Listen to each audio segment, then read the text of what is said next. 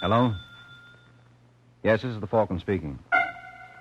This is Ed Hurley, friends, inviting you on behalf of the Kraft Foods Company to listen to The Adventures of the Falcon, starring Les Damon. You met the Falcon first in his best-selling novels. Then you saw him in his thrilling motion picture series. Now join him on the air when the Falcon solves the case of the shopkeeper's gun. It's Sunday night in New York, and in a midtown hotel room, an ugly smile that is almost a sneer twists the thin lips of stocky Ed Taylor as he looks with bored and sleepy eyes at the young man who is pacing the floor in front of him. Sit down, Conrad. Give your feet a rest. You haven't given me your answer yet. Do I get my money back or don't I? I'll think about it. What's to think? You gave me a rookin'. Either you make good on it or... Oh, what? Do I get my money? Come here, Conrad. What do you want? Tell you something? What? Hey, let go. What's the idea? What are you trying to do? Just taking precautions. Yeah. Here we are. So you brought a gun with you, huh? I wasn't going to use it unless I had to. Had to? To protect myself. Well, now that you don't have any protection, don't you think it's a little dangerous to hang around here? I'll get a lawyer. If a lawyer could do you any good, you wouldn't have come up here throwing your weight around. Now, I hate to keep you because I know you must have things to do. Shall I show you out or throw you out? All right, Taylor. You win this round. I win them all, pal, so you might as well throw in the towel.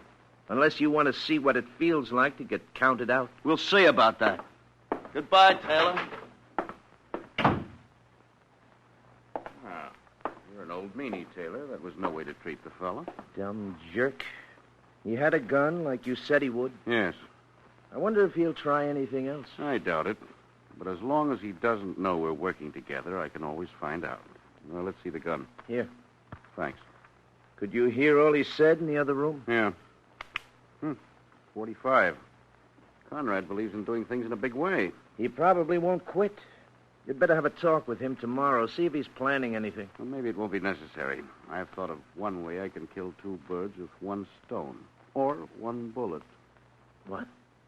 You're not going to kill him. No, Taylor, I'm not going to kill him. Well, then? I'm going to kill you. What kind of a gag is that? Wait a minute, Moody. Don't point that.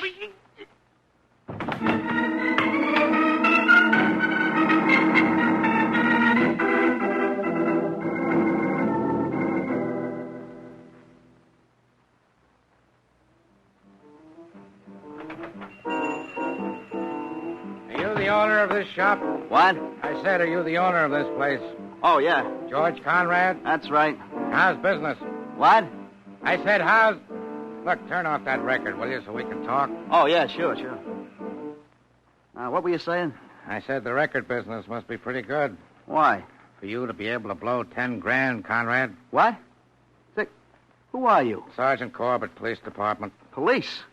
Well, what's the matter? We found your name in Ed Taylor's books. Oh, you've got his books. Can you prove anything? About what? About his swindling.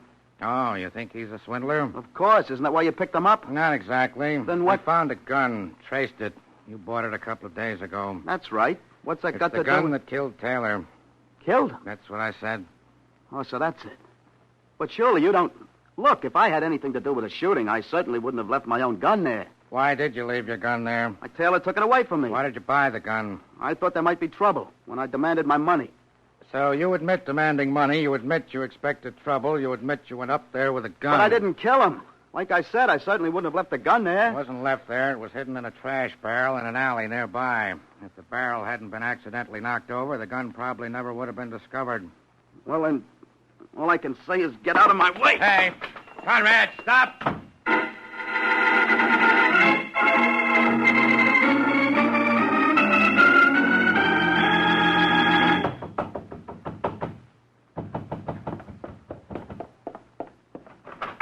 Well, hello, Georgie. Shut the door quick. Well, all right. I said shut it. What's the matter? Wait till I lock it. What? Marie, the police are after me. The police? Why, what did you do? Somebody killed Taylor. Oh, no. They think it was me. I admitted I had a row with him. But you didn't kill him. Of course not, but how am I going to prove it? Well, if you didn't do it... But I was there. The bullet was from my gun. It was. But how could it? Taylor got it away from me. I don't know what happened after that. I begged you not to get a gun. All right, you were right. Let's not go into that now. What am I going to do? Well, first you'd better give yourself up. I can't. They got too much on me. But running away will only make it look worse. Well, I can't help it. Oh, please, Georgie. You wouldn't listen to me before. Listen to me now. Don't be crazy. Give yourself up. We'll get a good lawyer and maybe a detective. No. What do you hope to get? Who's that? I don't know. Who is it? Sergeant Corbett, Police Department, open up. They're here. Yes. Don't let them in. Well, I've got We to. know you're in there, Conrad. You don't want any trouble, you'll give yourself up. Marie, the building next door is the same height as this one, isn't it?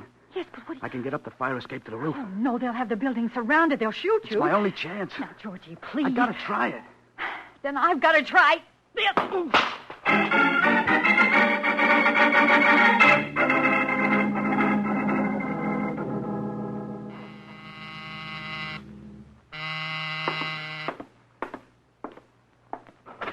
Hello? Hello. I'm looking for Michael Waring's apartment, the Falcon. You found it?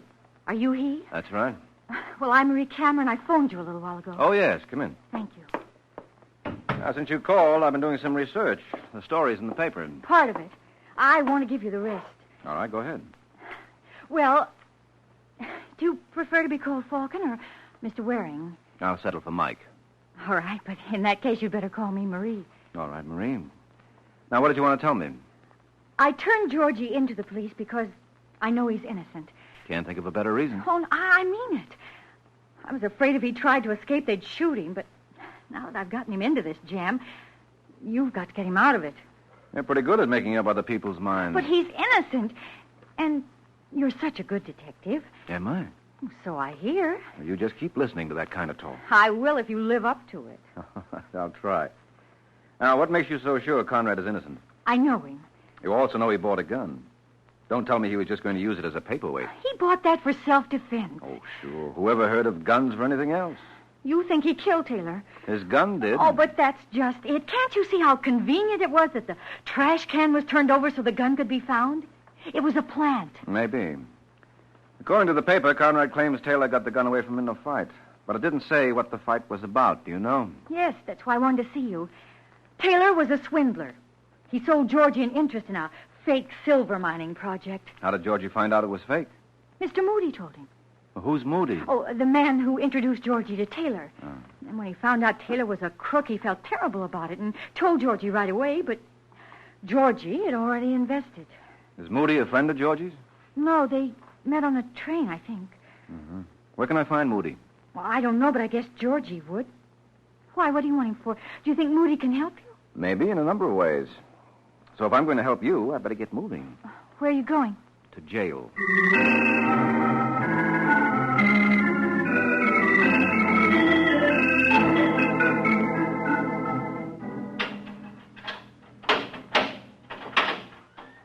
Hello, Georgie. Who are you? Mike Waring. Haven't I heard that name somewhere before? I hope so. What do you want? Well, perhaps you could tell me how to find Frank Moody. Why? Well, he might know something about this murder. What makes you think so? Well, Marie tells me that... Marie? What have you got to do with her? I'm working for her. In fact... Get out of here. Now, look, Georgie... I said get out. Now, take it easy, She's Georgie. made enough trouble. Yeah, well, so have you. All right, Georgie, get up. Sorry I had to slug you, but you asked for it. I don't want any help from Marie. All right. But there's no use trying to throw me out. I can't get out of here even if I want to until they make with the key. Oh, yeah. I didn't think. So I noticed. Very interesting. What is? The way you blow your top. Could explain what happened to Taylor. That's right. Tell me I killed him. See the kind of help Marie gets me? I don't say you killed Taylor, but the police do. And you seem determined to build up a case for them. Now, maybe I can help you out of this. But I'm going to need your help. Now, do I get it, or do you like bars in the window? I don't want any help from Marie. I'm not Marie. You're working for her? I'm working for whoever pays me. If you want to pick up the check, fight it out with her. Do you think you can do anything for me, Waring? Probably. If I can find Moody. I don't know where he stayed. He always called me. Oh, fine. But I don't think he knows anything about it. He was Taylor's come-on, wasn't he? No. He introduced us. Well, that's what I mean. But I'm sure they weren't working together. Why, it was Moody who told me Taylor was a crook. That's right. After you had invested. Even so. And it was Moody who suggested that you buy a gun, wasn't it? To protect myself, yeah. Yeah, sure. In fact, it was following Moody's advice that landed you right where you are. Yeah. I hadn't thought of that. Well, you better start thinking. Are you suggesting Moody's the murderer? I'm just suggesting it's worth looking into. Yeah. Yeah, it is. I had an idea it was somebody else who'd been swindled by Taylor. But the way you lined things up... You mean the way Moody has lined you up? If only I could tell you where to find him. Well, didn't he ever say anything that might give a lead? Not that I can think of. Well, come on, think hard. As though your life depended upon it. Because there's a good chance it does.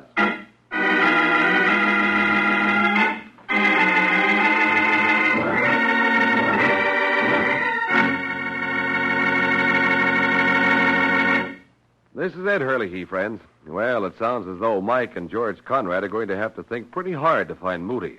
Yes, the way you have to think when you want to find a way to make good use of those leftover pieces of yesterday's roast. But making use of leftovers isn't hard at all if you make Velveeta your handy helper. You can melt Kraft's famous pasteurized processed cheese food for a smooth, golden cheese sauce to pour over those leftovers for a brand new hot main dish. And this Velveeta sauce is so easy to make. All you do is melt a half-pound of Velveeta in the top of your double boiler. You don't have to cut Velveeta up because it melts so easily and so smoothly without any lumps. Then just stir in a quarter cup of milk, season to your taste, and there you have the smoothest golden cheese sauce ever. Just the thing to pour over leftover bits of meat or seafood or vegetables for a main dish that really tastes good. Extra good because Velveeta has such a rich yet mild cheddar cheese flavor. And this sauce is extra nourishing, too, because Velveeta is so rich in important food values from milk. Make it your handy helper, Mother, for easy hot main dishes and for hearty snacks and sandwiches, too. Tomorrow, get a 2-pound loaf of the pasteurized processed cheese food of top quality. Genuine Velveeta.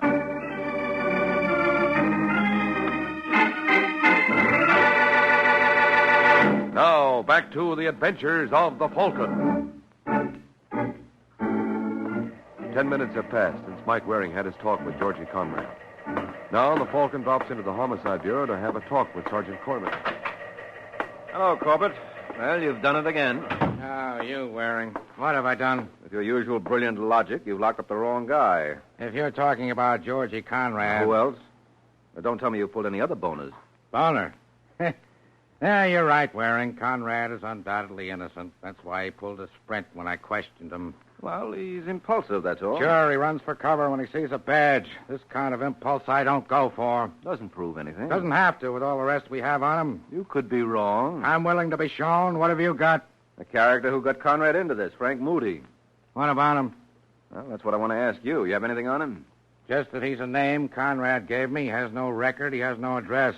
If that's your hot lead... I'd like to have a talk with him. Go ahead. All you have to do is find him. Well, I was counting on an assist from you. If he drops in, I'll let you know.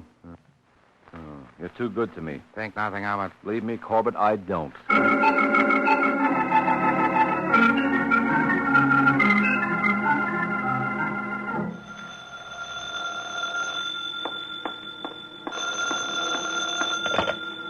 Hello? Hello, Marie. This is Mike Waring. Oh, yes, Mike. What is it?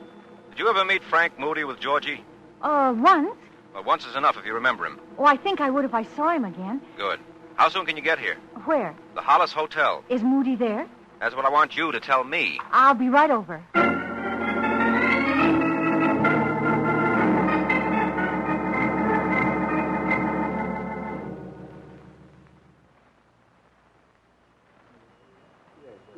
Well, Mike? Hello, Marie. Come on over here. We can sit down. You can watch the people as they go through the lobby. All right. But what makes you think I'll see Moody? I checked with Taylor's apartment house. All outgoing calls go through the desk there, and the clerk writes down the numbers. Taylor made 5 calls to this hotel the last few days before he was killed. And you think he was calling Moody? He was calling somebody. Could have been Moody.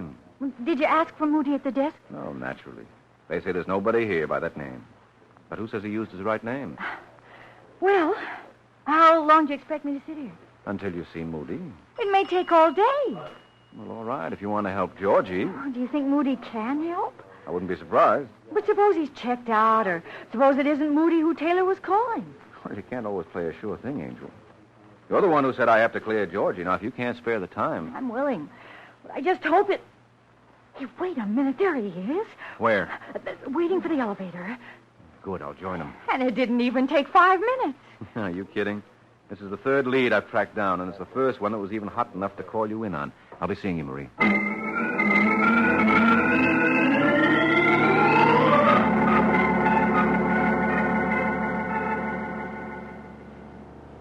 Hello, Moody. I beg your pardon? I said, hello, Moody. My name is Morrison. Let your friends call you Moody. Who are you? What do you want? Mike Waring. I'm a friend of Georgie Conrad. Hurry out. Hey, excuse me. Oh, that's all right, friend. I'm right with you. What do you want with me, Waring? A tie-up with Taylor, and I had no tie-up with him. you led Conrad to him. I'm admitting nothing. Oh, it's easy to prove. Conrad won't be the only one you sucked in. Ought to be plenty of people to identify you. I'll cross that bridge when I come to it. Mm-hmm. And now, are you finished, or do you care to come in? Oh, I haven't even started. I'll come in. Very well. You're what they call a private eye, aren't you? Also Dick, Shamus, Flatfoot for Hire, a Snooper, a Hawkshaw. Shall I go on? I get the idea. How did you find me? Well, with those credentials, what do you expect? At any rate, you're a step ahead of the police. They haven't been here yet. That's good. Is it? As long as we can keep you a step ahead. I didn't want to be connected with this, and you're going to tell me how you found out so that I can wipe out the connection. You'll have to wipe me out, too. You begin to get the idea. Don't reach for a gun. Oh, not as long as you beat me to it. I'd hate you to think I'm a copycat. Now, you'll just raise your hands. That's it. Rocky! Rocky! You want me, Mr. Moody? Oh, who's our friend? Michael Waring. The Falcon? Oh, is that what they call him? It must be wonderful to be educated like you are, Rocky. Well, let's clip the Falcon's talons, What? Frisk him for a rod. Oh. He's clean. It was rather careless of you, Waring, coming here without a gun. Well, I can't see what good it would do me. You have a point. Now what, Mr. Moody? Tie him up. Okay. Shall I gag him? Won't be necessary. One sound out of him, and he knows you'll shut him up. He better be tied up because you and I are going to have to make plans. And while we're doing it, we don't want the Falcon flying away.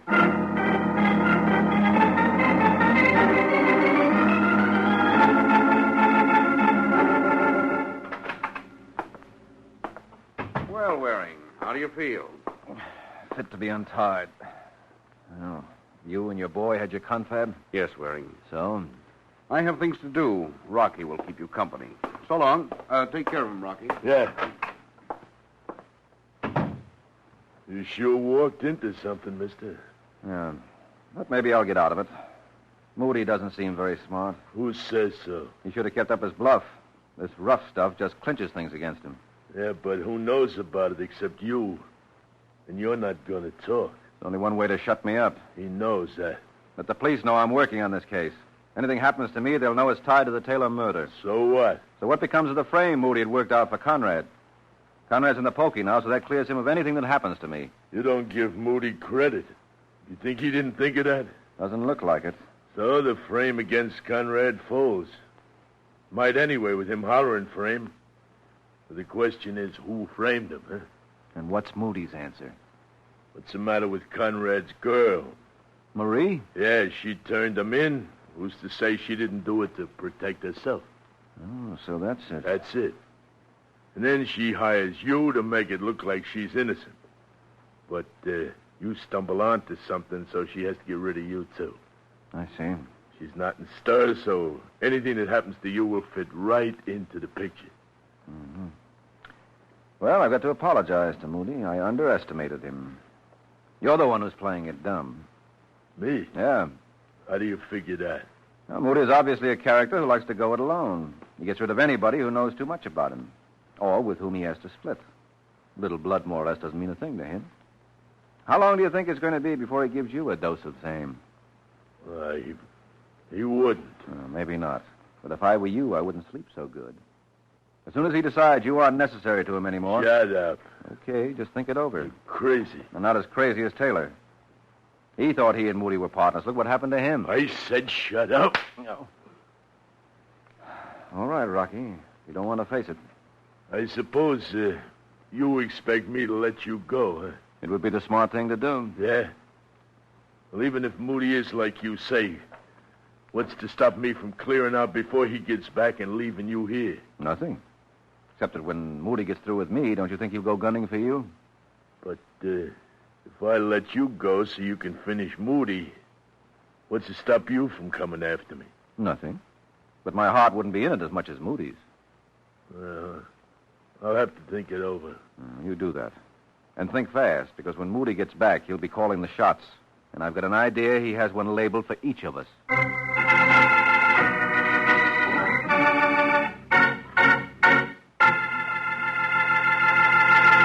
This is Ed Hurley again, friends. Well, I should say Rocky will have to think fast if he's going to get Mike and himself out of this predicament. As fast as you have to think when unexpected company comes and you have to fix something to eat in a hurry. Of course, if you have a 2-pound loaf of Velveeta in your refrigerator, your problem is solved.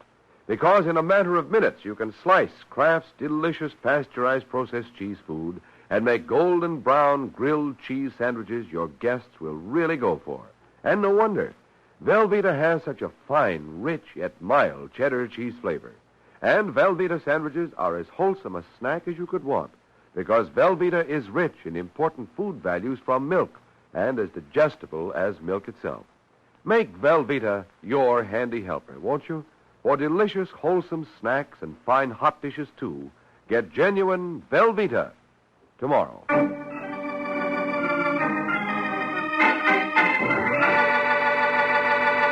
Now, back to the adventures of the Falcon.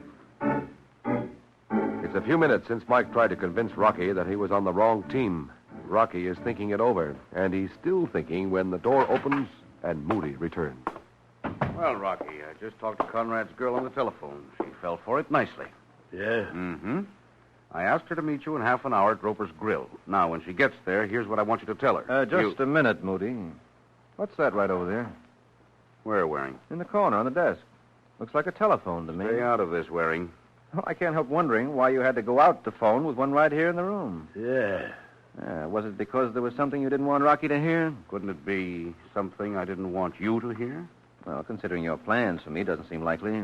Yeah, how about that, Mr. Moody? Don't be silly, Rocky. And how come you're asking Rocky to meet Marie? Why not meet her yourself? I told you to stay out of this, Waring. That's the trouble with tagging a guy for the big sleep. It's a one-way ticket for me anyway, so why should I take orders? Because you can go out fast or you can go out slow. If you insist upon being annoying, there's still time for Rocky to make you quite uncomfortable. I don't think so. I have an idea Rocky is interested in what I have to say. Rocky will do what I tell him. For instance, why are you having him meet the girl in a public place? That's enough, Waring. Is it because you want them to be seen together? Of course not. Makes it very convenient. Rocky, show Waring it's impolite to interrupt. Or are you really having the girl meet him there? Why are you lying to Rocky? Rocky, are you going said to do... you talk to the girl on the phone. I happen to know that's impossible. Rocky, for the last time... Why is it impossible, Waring? Because she couldn't be reached by phone. How do you know? Because right now she's downstairs in the lobby of this hotel. Don't listen to him, Rocky. Can't you see what he's trying to do? Can you prove what you said, Waring? Go see for yourself. It'll only take a minute. Stay where you are, Rocky. He asked a lot of questions, Moody. You didn't answer. I don't have to answer to him. Well, then answer me. Well, that's your attitude. Here's your answer. Hey. Drop your gun. Oh, Rocky. Sitting there with a gun in your hand, you let him beat you to the drawer. I didn't think I said drop that gun. Sure, Moody, like so. Stupid fool. Making me do that, people will be coming. That's right, Moody. Well, you can stop gloating, Waring. That means I've got to take care of you right now. Well, Moody, at least give me time to do this. Hey! How did you? Rocky was a fool, but not a complete fool. Now I'll take the gun. No, you don't. All right, then I'll do this. Go.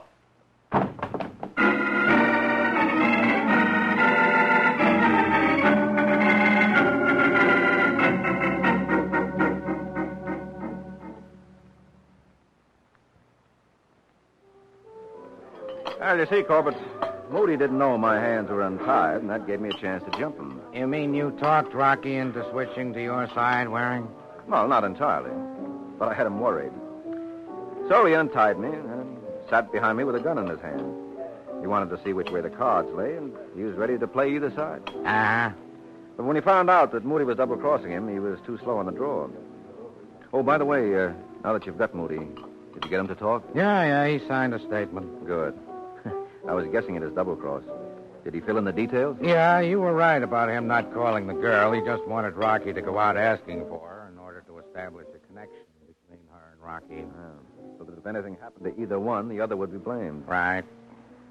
Well, one thing you've got to say for Moody, he's the guy who went all out. And you were overlooking him from my little dope like Conrad. Who says I was overlooking him? Oh, come now, Corbett. I tried to steer you to Moody, but you couldn't see it. Sure, I got rocks in my head. Well, now that you mention it... Waring, Corbett?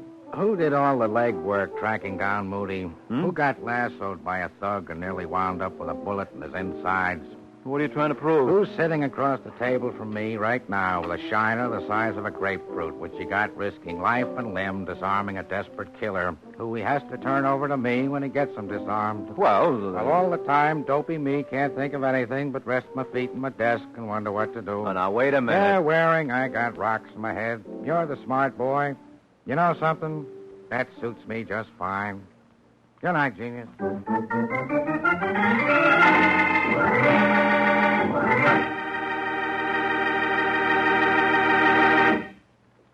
This is Mike Waring, friends, and I have something very important to talk to you about.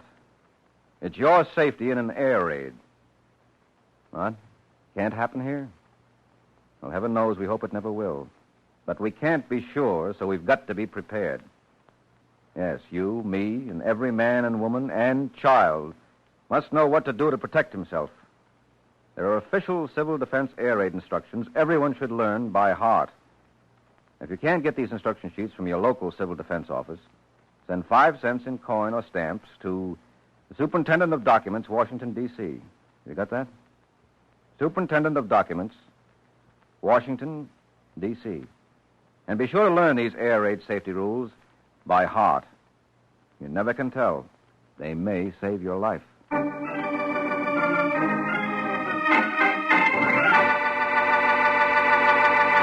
The Case of the Missing Miss.